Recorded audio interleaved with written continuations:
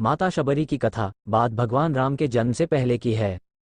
जब भील आदिवासी कबीले के मुखिया अज के घर बेटी पैदा हुई थी। उसका एक नाम श्रमना और दूसरा नाम शबरी रखा गया।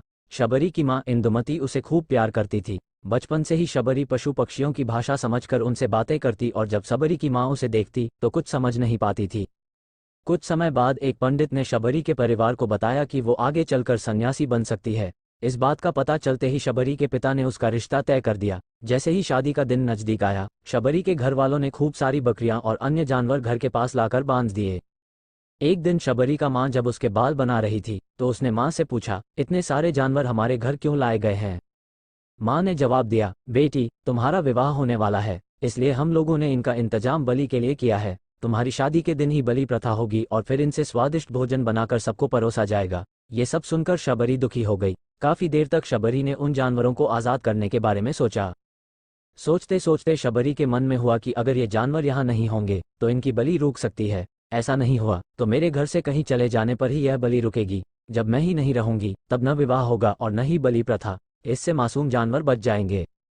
इसी सोच के साथ जानवरों को रखी गई जगह पर शबरी पहुंची। उसने सोचा कि उन्हें खोल देती हूँ, लेकिन वो ऐसा नहीं कर पाई। उसके बाद शबरी जंगल की तरफ भागने लगी। भागते भागते शबरी ऋषिमुख पर्वत पहुंच गई। वहां करीब 10,000 ऋषि रहा करते थे। शबरी को लगा कि वो भी इसी जंगल में किसी तरह ऋषि मुनियों की सेवा करके अपना जीवन जी लेगी। वो चुपचाप उसी जंगल में एक हिस्से में किसी तरह से रहने लगी। शबरी रोजाना ऋषि मुनियों की झोपड़ी के आगे झाड़ू लगाती और हवन के लिए लकड़ियां भी लाकर रख देती। ऋषि मुनियों को समझ नहीं आ रहा था कि जंगल में उनके काम अपने आप कैसे हो रहे हैं। एक दिन शबरी को किसी ऋषि ने देख लिया। उसे देखते ही उसका परिचय पूछा। जैसे ही शबरी ने बताया कि वो भील आदिवासी परिवार से संबंध रखती है तो उसे ऋषियों ने खूब डांट लगाई। शबरी को इस बात का बिल्कुल भी पता नहीं था कि उसकी जाति छोटी है और उसे ऋषियों द्वारा जाति की वजह अपमान सहन करना पड़ेगा। इतना सब होने के बाद भी शबरी हर ऋषि मुनि के दरवाजे पहुंचती और उनके आंगन में झाड़ू लगाकर उनसे गुरु दीक्षा देने के लिए कहती। हर कोई शबरी को उसकी जाति की वजह से अपने आश्रम से भगा देता था। ऐसा होते होते काफी समय बीत गया। उसके बाद शबरी मतंग ऋषि की कुटिया में पहुंची। वहां पहुंचकर मतंग ऋषि को शबरी ने बताया कि वो उनसे गुरु दीक्षा लेना चाहती है। उन्होंने खुशी खुशी उसे अपने गुरुकुल में रहने दिया और भगवान से जुड़ा ज्ञान देते रहे। शबरी ने भी अपने गुरु मतंग ऋषि की सेवा करने में कोई कसर नहीं छोड़ी। वो गुरुकुल के भी सारे काम करती थी। शबरी से खुश होकर मतंग ऋषि ने उसे बेटी मान लिया था। समय के साथ मतंग ऋषि का शरीर बूढ़ा हो गया। उन्होंने एक दिन शबरी को अपने पास बुलाया और कहा, बेटी मैं अपना देह त्यागना चाह रहा हूँ। बहुत साल हो गए इस शरीर में रहते रहते। शबरी ने दुखी मन से कहा, आपके ही सहारे मैं इस जंगल में रह पाई हूँ। आप ही चले जाएंगे तो मैं जीकर क्या करूंगी? आप अपने संग मुझे भी ले जाए, मैं भी देह त्याग दूंगी। मतंग ऋषि ने जवाब दिया, बेटी तुम्हें चिंता करने की जरूरत नहीं है। राम तुम्हारी चिंता करेंगे और ध्यान भी रखेंगे। शबरी ने राम का नाम सुनने के बाद पूछा, वो कौन है और उन्हें मैं किस तरह से ढूंढूंगी? मंतग ऋषि ने बताया, राम कोई और नहीं भगवान है। वो तुम्हें सारे अच्छे कर्मों का फल देंगे। तुम्हें उन्हें ढूंढने की कोई जरूरत नहीं है। वो एक दिन खुद तुम्हें खोजते हुए इस कुटिया में आएंगे और तुम्हें उनके हाथों ही मोक्ष मिलेगा। तब तक तुम इसी आश्रम में रहो। इतना कहते ही मंतग ऋषि ने अपना शरीर त्याग दिया। शबरी के मन में मंतग ऋषि के जाने के बाद से एक ही बात थी कि भगवान राम स्वयं उससे मिलने आएंगे। वो रोज भगवान राम से मिलने के लिए बाग से अच्छे अच्छे फूल लाकर पूरा आश्रम सजाती और भगवान के लिए बेर तोड़कर लाती। भगवान के लिए बेर चुनते हुए शबरी उन्हें चख लेती थी ताकि भगवान वो सिर्फ मीठे बेर ही दे। रोजाना शबरी इसी तरह भगवान के दर्शन की आस में फूल और बेर इकट्ठा करती रहती थी। इसी तरह इंतजार में कई साल बीत गए। शबरी का शरीर एकदम वृद्ध हो गया। एक दिन आश्रम के पास के ही तालाब में शबरी पानी लेने के लिए गई। तभी पास के ही एक ऋषि ने उसे अछूत कहते हुए वहां से भागने के लिए कहा और एक पत्थर मार दिया। वो पत्थर जब शबरी को लगा तो उसे चोट लगी और खून बहने लगा। बहते हुए खून की एक बूंद उसी तालाब के पानी में गिर गई। तभी पूरा तालाब का पानी खून में बदल गया।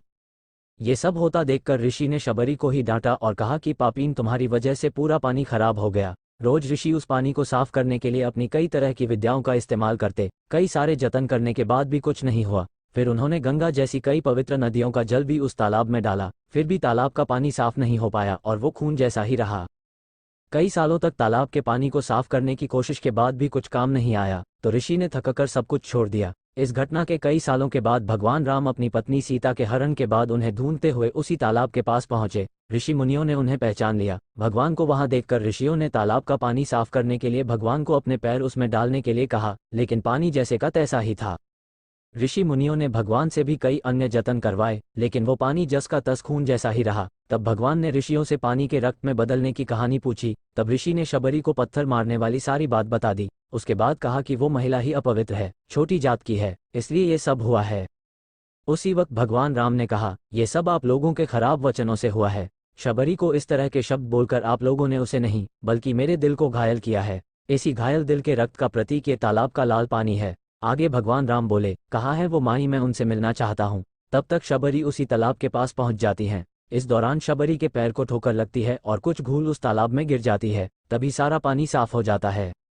भगवान सबसे कहते हैं कि देखिए, आप लोगों ने क्या कुछ नहीं किया, लेकिन पानी साफ नहीं हो पाया। अभी सिर्फ इनके पैर की थोड़ी सी धूल ने ही तालाब का पानी साफ कर दिया। भगवान राम को शबरी पहचान चुकी थी। उन्हें प्रणाम करके शबरी ने कहा, भगवान आप मेरे साथ कुटिया में चलिए। भगवान भी खुशी खुशी शबरी के साथ चल पड़े। फूलों से शबरी ने भगवान राम का स्वागत किया। वो सीधे बेर तोड़ने के लिए भाग गई और चक चक कर उनके लिए बेर लेकर आई। उन्होंने बड़े ही प्यार से भगवान राम और उनके भाई लक्ष्मण को बेर दिए। भगवान राम ने भी उतने ही प्यार से उन बेर को खाना शुरू किया। तभी बेर देखकर मुंह बनाते हुए लक्ष्मण ने कहा, भैया ये बेर जूठे हैं, इन्हें आप कैसे खा सकते हैं। भगवान ने जवाब दिया, लक्ष्मण ये जूठे नहीं बल्कि बहुत मीठे हैं। शबरी माई हम सबके लिए ये बहुत प्यार से तोड़कर लाई हैं। इतना कहकर भगवान राम प्यार से उन बेर को खाने लगे। भगवान ने जाते हुए शबरी माई से कहा, आप मुझसे जो चाहे वो मांग सकती हैं। शबरी ने उन्हें कहा, मतंग ऋषि के कहने पर मैं आज तक सिर्फ आपके दर्शन करने के लिए जी रही थी।